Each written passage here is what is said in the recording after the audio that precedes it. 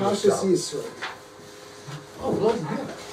Shakira, would you like to start off this week? שישמע ישרו, כהן מדיין, חותן משה אס כל אשר עשה אלוהים למשה ולישראל עמו, כי יוציא השם את ישראל ממצרים. Let's translate. Yisro, Kohen Midyan. Rashi explained in Parshas Shmos the word Kohen doesn't mean priest, it means Lord. Oh. You go back to... No, I never knew that. That was a priest to other religions, that's why it's understood now. I'll show you. Rabbi, Sorry? I know he's head of a priest of other religions. But no, So- what Rashi says... Okay. Here we go over there.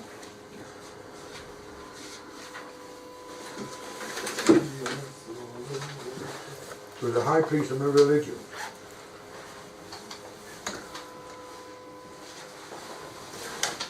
Maybe a woman here. Very nice. Go. לכהן מדיין, רב שבהם, ופרש להם עבד הסלים ידעו מאצלו. Rashi says Rav in Parshas Shmos 2:16. Okay, chapter 2, Pasuk 16. Rashi says there that he was a Kohen Midian. Doesn't mean he was actually a priest of the Midianites. He was a leader. Okay.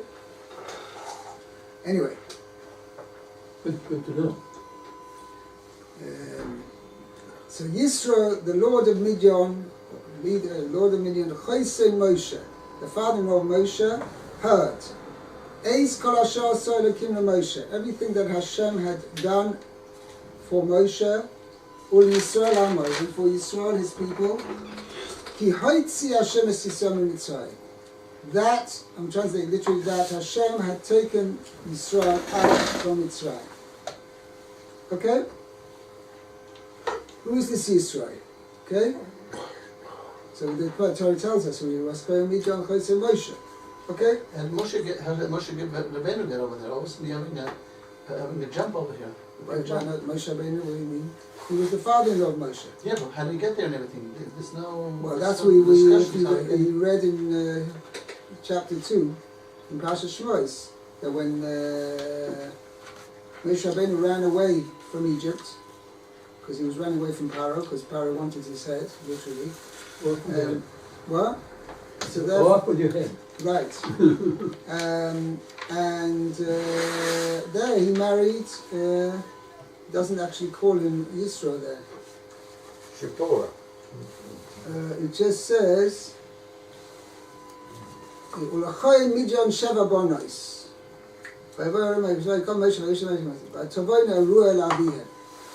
Sounds like the name, his name was Ru'el.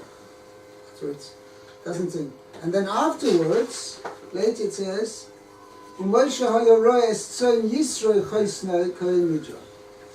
No, In the beginning of chapter 3. but I'm talking about now in the Bashana, we're talking about the different things altogether. All of a sudden you're jumping... Yeah, so, Kilo back, you go. you're touching another question over here. When did this happen? Amalek. Amalek. Did it happen before Matan Torah or after Matan Torah? No, it's just like... Okay, so that's That's a going to good be a discussion over here. Well, they heard Amalek heard about the war with Amalek as well, so that's when he came over. That's when Yitro came over. Yeah, okay, so when did the war with Amalek happen? Well, When they passed around, everything else. Right, yes, for sure, but I'm saying, I tell you, let's go get a few dates clear. It says the Mon came down on the 16th, first began to come down on 16th of Iyar. Okay, that's it. I think that's already a month after... A month, because it says the Mon, the provisions, the matzah, which they took out of Mitzrayim, lasted them for 30 days, 60 meals.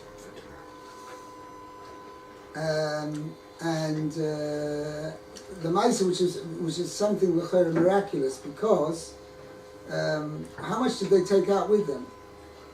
Let's say at most they took out the size of a dog. Maybe a couple of days' supply. Maximum they took out the supply, which was an omer, which was the shear over here, which they were supposed to receive, which they were going to receive every day. But the mice, it lasted them for 60 meals. So you can imagine that when that finally ran out after a month, the people were a little bit complaining. What's going to be now? You wouldn't use their own. I'd be complaining too if I didn't know where my next meal was coming from. They wouldn't use their own meat. They said they were so tight. What is interesting, though, is that the Fashion point out the time against the Jewish people was that they started complaining on the 15th. They still had food then. But then they said, what's going to be tomorrow? They have their own meat, and the question is, why didn't they use their own meat? They have their own oxen. That's the meat, but I'm talking about the bread. Bread, yeah.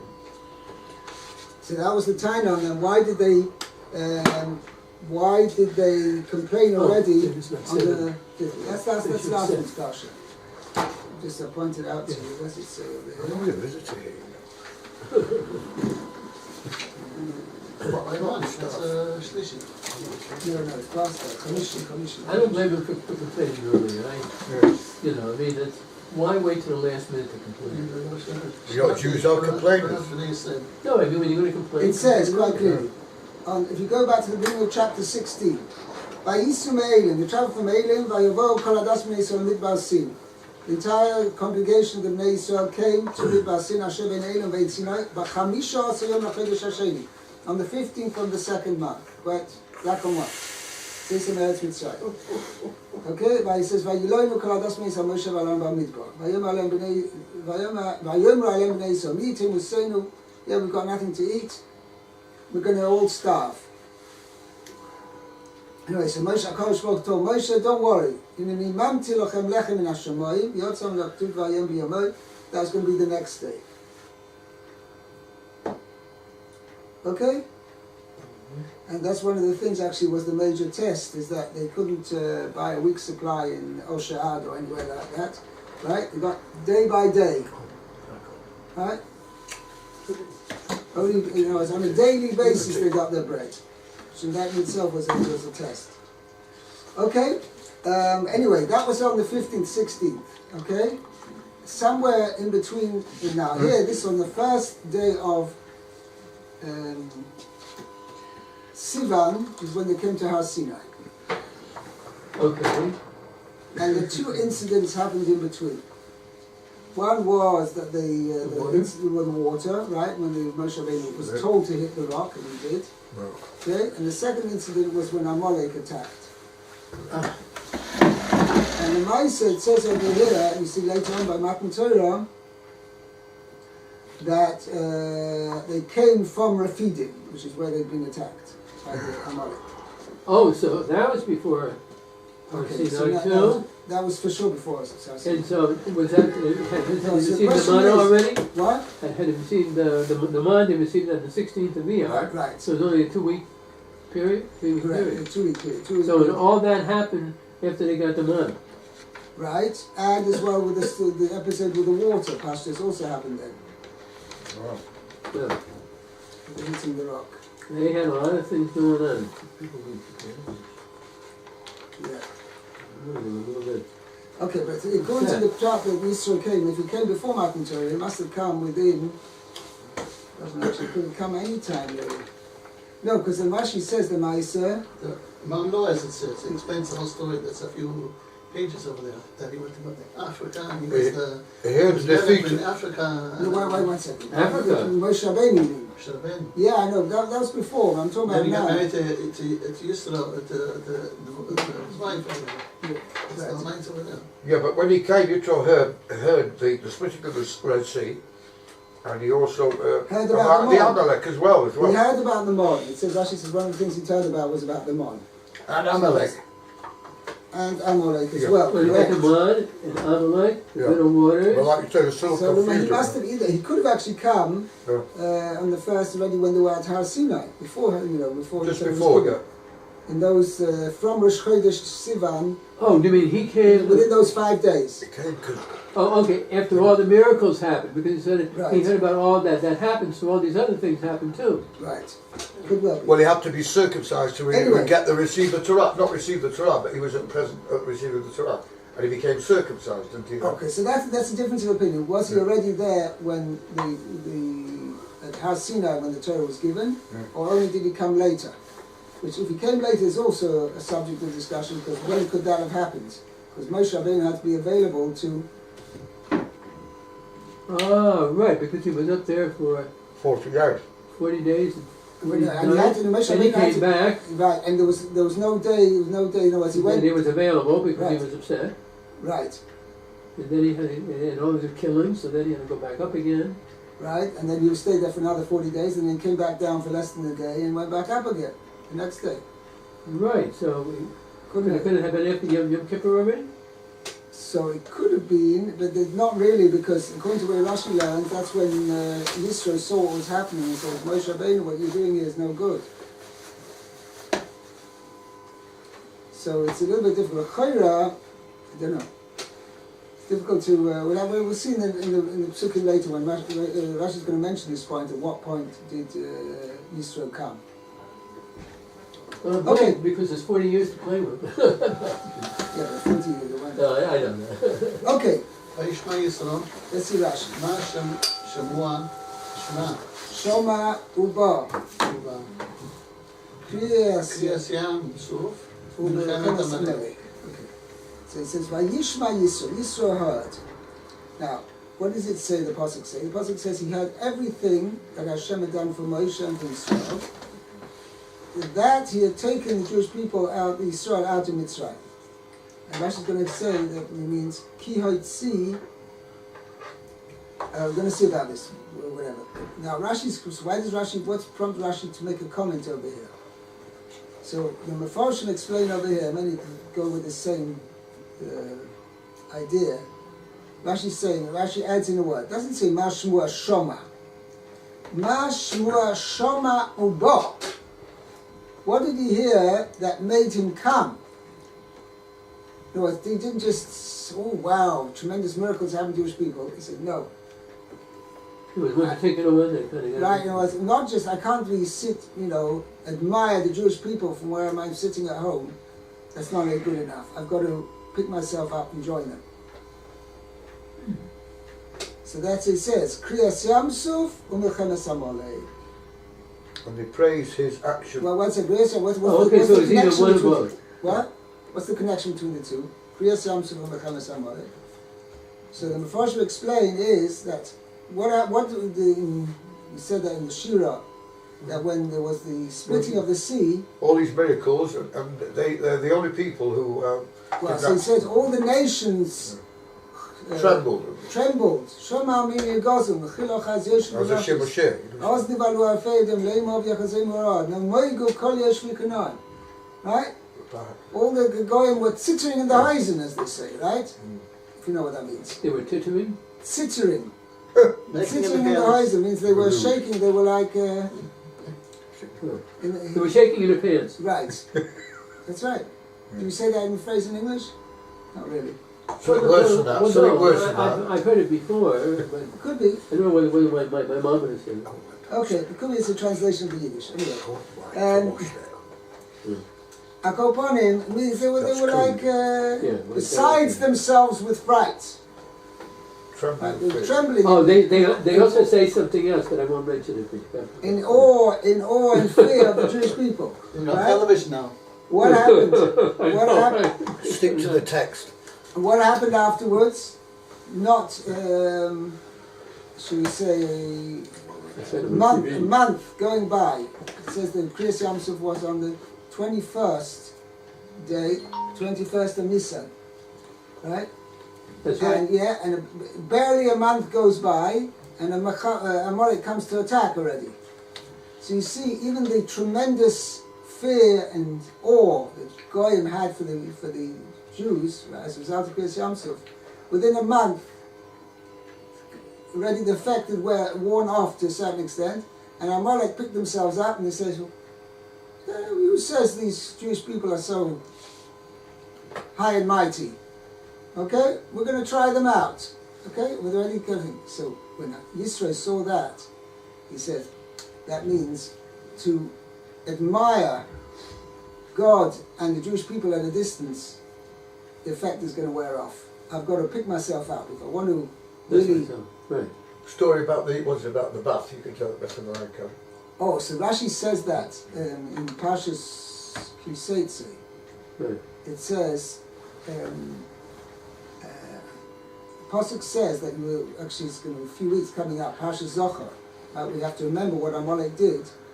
So the Torah describes, you've got to remember, Zochar es asher asa lecha Amalek, b'derech b'tzeischem b'Mitzrayim. Asher korcho b'derech. Right? What does the word korcho mean? So it could mean, some of the one shot is kor, lashon likro, means chanced, he chanced upon you. But one of the other explanations is, korcho means lashon kar, cold. He made you cold. So the Rashi says, what's the mashal? Just imagine you have a boiling hot bath, okay? And what's this guy do? This guy jumps in the bath and scalds himself. But what's happened? The Maisa, he scalded himself. He got burnt. But now the bath is cooler. Bath is no longer has such a full heat, because that's what happens. You put something cold in something hot, then the cold substance reduces the heat of the hot substance. For the next guy. Right. So that's the moshel, right? So the nimshal is that the Amalek, even though they knew they were going to get themselves burnt by attacking the Jewish people, but upon him they succeeded in reducing the awe and fear which the nations had against the Jewish people, regarding the Jewish people. They managed to bring that down. You see, the Jews aren't invincible. The Jews can be touched. Yeah, well, wasn't the question really of the God, whether they were trying to chance and see whether the God was with them every day, like the Moabites, you know, and possibly. I mean, there was more of a thing. Yeah. You see, it's interesting. It doesn't mention actually that the Amalekites were actual idol worshippers, but it's interesting. Why does it say that at the end of last week's parsha? We say Kosh Baruch Hu has an eternal war with Amalek. Yeah, well, religious. It's Esau's son. Doubt. It's Esau's grandson. I understand, but not just that. They Soph of doubt. They same gematria. Amalek and Suffolk, right. To show that if we have doubt, that's what the idea was that they were the ones, technically, who cooled off the Jewish people's enthusiasm and not their enthusiasm, but the awe and fear which the nations had for the Jewish people, and not just for the Jewish people, but it was because they were representative of God. It was God's fear of God and fear of awe of God. Okay. The Amalek cooled it off. Probably why they didn't go by way of the peace team, and they understood it doesn't. Right, that's what it said. Milchama Hashem Amalek. That Hashem has a war against Amalek.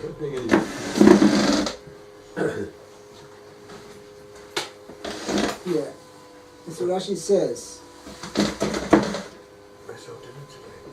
Which Rashi? Rashi, at the end of last week's parsha, the last Rashi. Why Kosh Baruch Hu has a war against Amalek. The question is why? Because they were the ones who are. The Amalek's whole purpose was merely to undermine harass. Right. To undermine. They were like undermine. That's right word. They were like a hyena. That's what they do. They're always chasing after the goodies. You know, undermine Hashem. They take the weak ones and bite from the rear and stuff like that. Could be. Okay. They undermine. Don't undermine Hashem. Undermine. UNDER, under the mind. They wanted to undermine the greatness of the Jewish people. Okay. So, are you sleeping? No. Okay, so let's read the next one because Yechiel left. Yisro.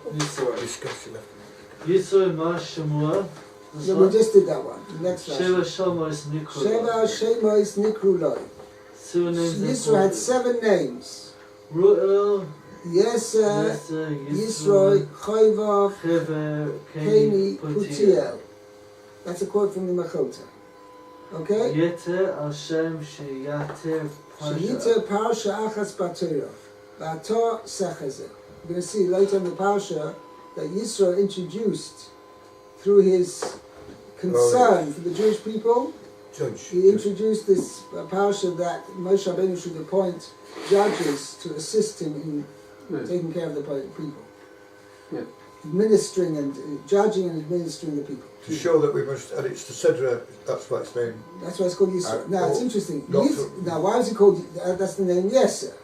Why Yisro, with added vav, Lechesh Niskaya, when he converted to Judaism, right, then he got an extra vav. They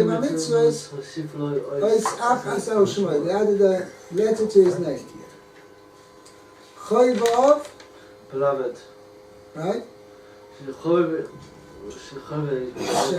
v'satorah, okay? He was called Chayvav because he held the Torah dear. He loved the Torah. Now, v'chayvav hu Yisro. Chayvav is Yisro. How do you know that? Shnema b'bnei Chayvav chaysim Moshe. From the sons of Chayvav, his father-in-law of Moshe. So you see that since Yisro was the father-in-law of Moshe, so Chayvav and Yisro are synonymous. So this is a point now. I have to know exactly, actually, in the Mepharshim point this out, that where of each of these other names are mentioned. Okay?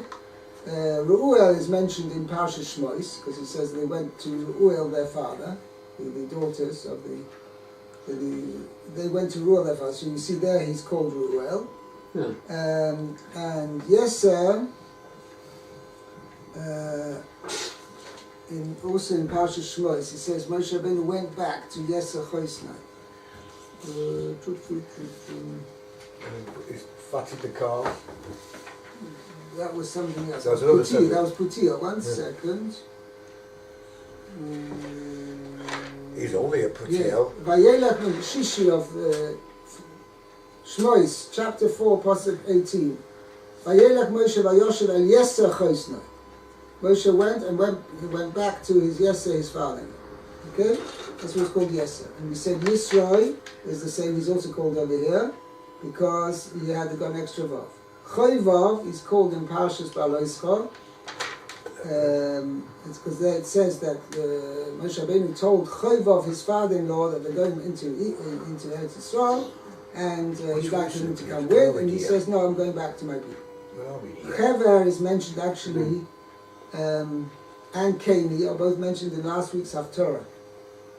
It says Yael, she was the wife of Eshes Hever HaKeni. Right. Who was? She was the one who killed Sisera. No, but I mean, who was her husband? That was his name, Hever HaKeni. Right, it wasn't Yitro. So my was, they said that was Yisro. Oh. That was the same one. They went and they settled near Eureka, right? They got a piece of land down there? Correct. So that's a few years. Must have lived a long time. Yeah, because, correct. 100 years. Sisera Gospel argument, Yael, Eshes, Cheva, HaKeni. So the Mepharshim explained that Cheva and Keni were both other names for Yisro. And then you have Putiel, because Putiel is actually mentioned in Parshas Shmois, not Shmois, in Parshas Va'era, when it gives the lineage of Moshe and Aaron. So it says there... The countryside said who is he? He's only later on as well. So he's only fatted calves off. Well, there are two different explanations. Fatted calves. Either fatting calves from Eder Zorah, or on the contrary, he came from, if it's referring to Yisro, that was his job. That's what Rashi says. When it's quoted, that's quoted. In chapter 6, verse 25, in Parshas Va'era, it says that Elazar and Aaron married one of the daughters of Putiel. And Rashi says, who's Putiel? Mizera Yisro, shepitim agolim l'avodah zarah. They used to fatten up calves for the Zohar. Okay? So now we've covered all 7. Now, What verse are we now, sorry? we are still in the Rashi on verse 1. Pasuk Oh. Aleph. Wow. Okay? The Yesh Oimrim, you have it, Shomer, Yeah. second column. Right? The Yesh Oimrim, the Second column. top line. Got people. The Yesh Oimrim, second word. Ruya. Oh, Ruya Aviv. Shel Yisro. You've got, V'yesh Omrim. yeah. Reuel, Who else? Aviv Shel Yisro Haya. And Aviv was the father of Yisro. So Ma Omer, and what does it mean in Parshas Shmois when it says Vatovono El Ruel Aviem, these girls, the daughters of Yisro, daughters of the Lord of Minyad came to Reuel, their father, right? Well, he wasn't really their father; he was a grandfather. Shatinoikes Kohen LaAvi Avien Abba, the Sifrei. Right, the grandchildren called their grandfather Abba. because Maybe that was the custom then. Oh, Nowadays they call him Saba. Okay? Or Zaidi or whatever.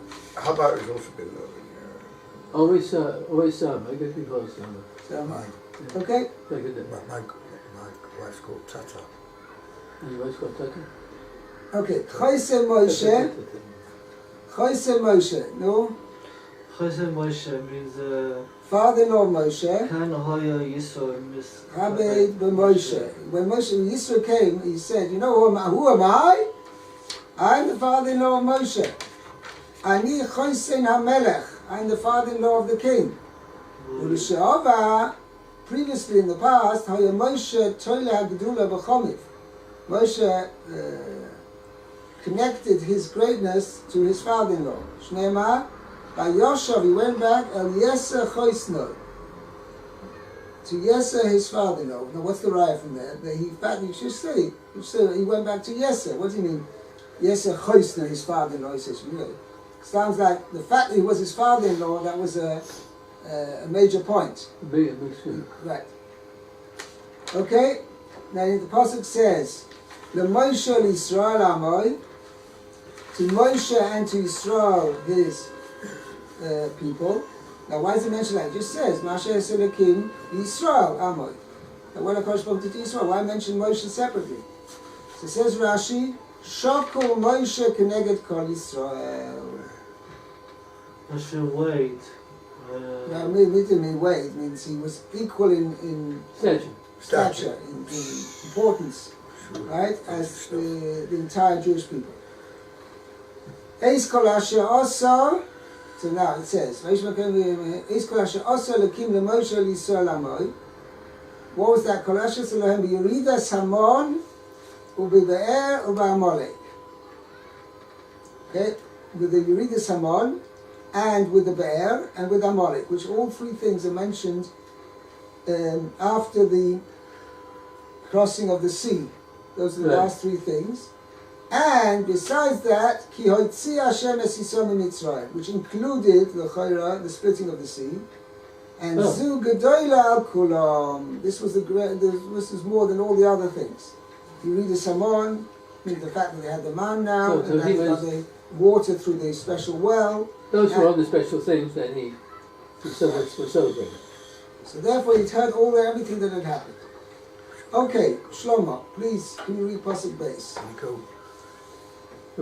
ויקח יתרו חותן משה את ציפורה אשת משה אחר שילוחה. Yitro, the father-in-law of Moshe, took Zipporah, Moshe's wife, and then it said after sending her. After he had sent her away. Okay, after Moshe Rabbeinu had sent her away, and he said, Rashi couldn't explain, she didn't come to Egypt. He brought her back. Now, They'd left Egypt, so Yisro says, okay, now it's time for a reunion. Yeah, you realize that was problematic because she didn't have the shared experience, even though we're supposed to feel that we all had the shared experience, and she was a Midianite, so that's why his children that you didn't really. It's an interesting point you're making. I don't know, but it's an interesting point. It means they didn't experience all the miracles. Right. Plus, Moshe was kind of an absentee in a way because he was at God's bidding, so there wasn't anybody to kind of, money. Nobody needed any money. Everything, food and everything was. No. But he was an absentee. I said. Absentee. Yeah, as absentee. That's true. But they're there for Not that I want to get psoriasis or anything, but he was. But they're there for the possibility of receiving the Torah. Yes. Beautiful. Okay. Rock. Okay. Now Says Rashi, After said after her. After it's Kesha Amar Lo, HaKadosh Baruch Hu, Binyan Leah, Shu Mitzrayma, V'yakach Moshe et Yishto, V'yet Banav, etc.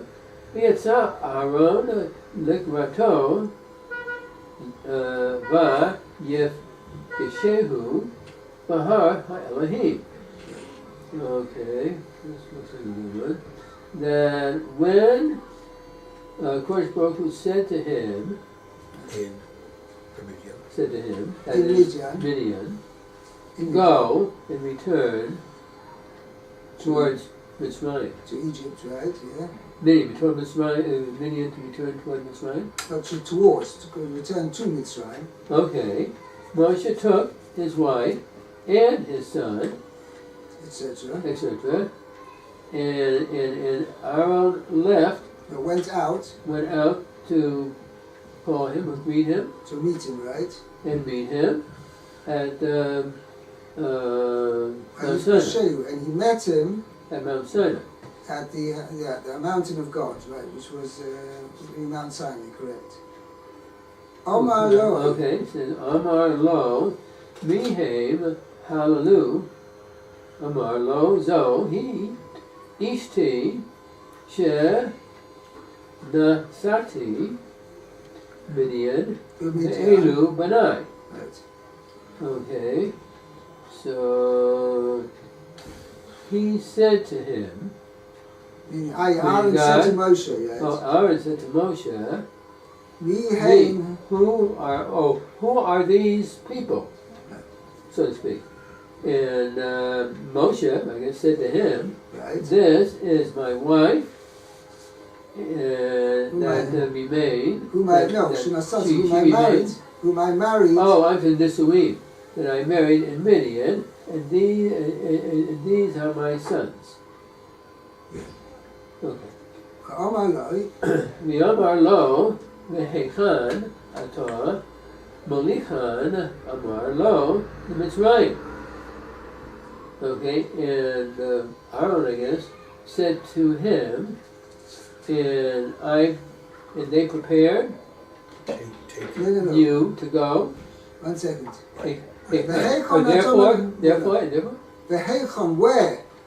Omar Lo, he said to him, And where are you going? Taking them, right? Taking them, okay. Moshe said to him, to Mitzrayim. Okay. That's So a answer little Aaron, strange. Omar Lo. That is strange, isn't it? 1 second, you see, carry on. Omar Lo. Oh, I'm carrying, okay. Amar lo, al ha-rishonim, anu, mitztarim, yatava, lahosif, alehem, amar la, lechi, levei, avich, Avich. not la, shinei, baneha, v'havha, la. I guess this is the answer, I guess. Right. Okay, he said to him that we are the first. Mitztari. Al Rishonim are Mitztari. We are distressed about the first people, meaning all the people we are that stressed are about the first people? meaning the people already here in Egypt, that gives us enough distress, enough worry and distress. Right? And now, Vatan, you, Bala Haisivalem. Now you bring new people, more people, Jewish people to Egypt, making things worse. For few people to be enslaved. Right. Omar Allah. So therefore Moshe said then to his wife, he said his wife, right, go back, right. Go back to your father's house. Go back to your father's house and take the two sons with you. No, she took her two sons. Oh, she took her two sons. Not La. And she went. Right. And that's how she ended up being back in Mitzrayim. And that's why Moshe said okay, so I said, right. So I see, so the story was that Aaron asked who she is, and said that they were going to Mitzrayim, and Moshe said no, it's got enough problems there, and with the rest of these folks, so it's better off you go back, and I'll call you when things are better. Right. Okay, we'll stop here. Well.